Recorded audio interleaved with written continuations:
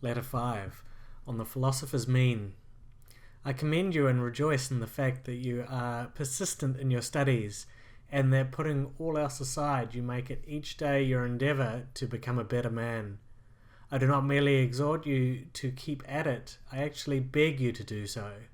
I warn you, however, not to act after the fashion of those who desire to be conspicuous rather than to improve by doing things which will rouse comments as regards your dress or general way of living.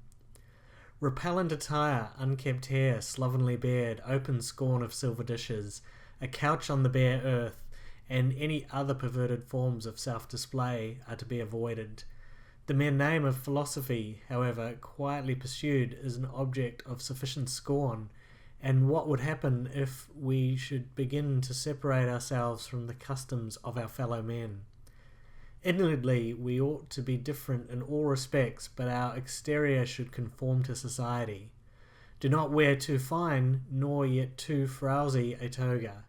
One needs no silver plate, encrusted and embossed in solid gold, but we should not believe the lack of silver and gold to be proof of the simple life.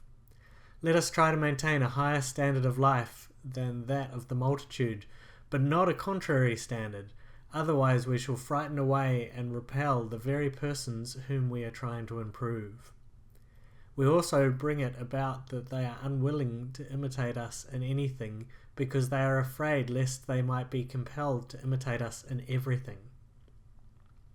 The first thing which philosophy undertakes to give is fellow feeling with all men, in other words, sympathy and sociability. We part company with our promise if we are unlike other men. We must see to it that the means by which we wish to draw admiration be not absurd and odious.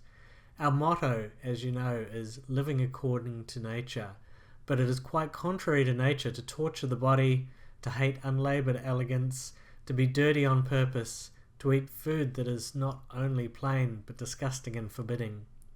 Just as it is a sign of luxury to seek out dainties, so it is madness to avoid that which is customary and can be purchased at no great price. Philosophy calls for plain living, but not for penance, and we may perfectly well be plain and neat at the same time. This is the mean of which I approve. Our life should observe a happy medium between the way of a sage and the ways of the world at large. All men should admire it, but they should understand it also. Well then, shall we act like other men? Shall there be no distinction between ourselves and the world? Yes, a very great one. Let men find that we are unlike the common herd if they look closely. If they visit us at home, they should admire us, rather than our household appointments.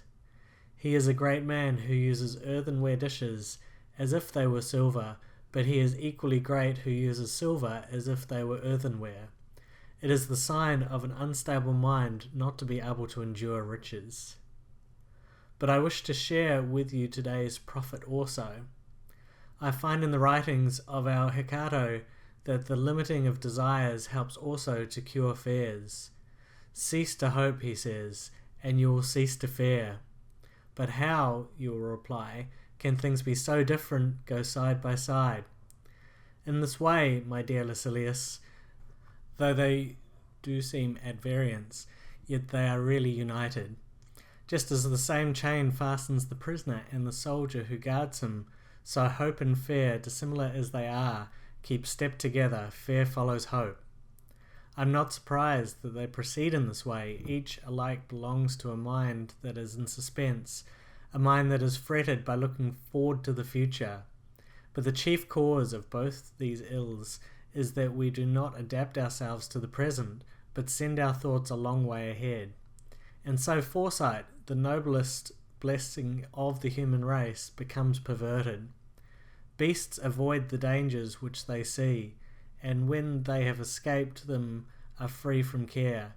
But we men torment ourselves over that which is to come as well as over that which is past. Many of our blessings bring bane to us, for memory recalls the tortures of fear, while foresight anticipates them. The present alone can make no man wretched. Farewell.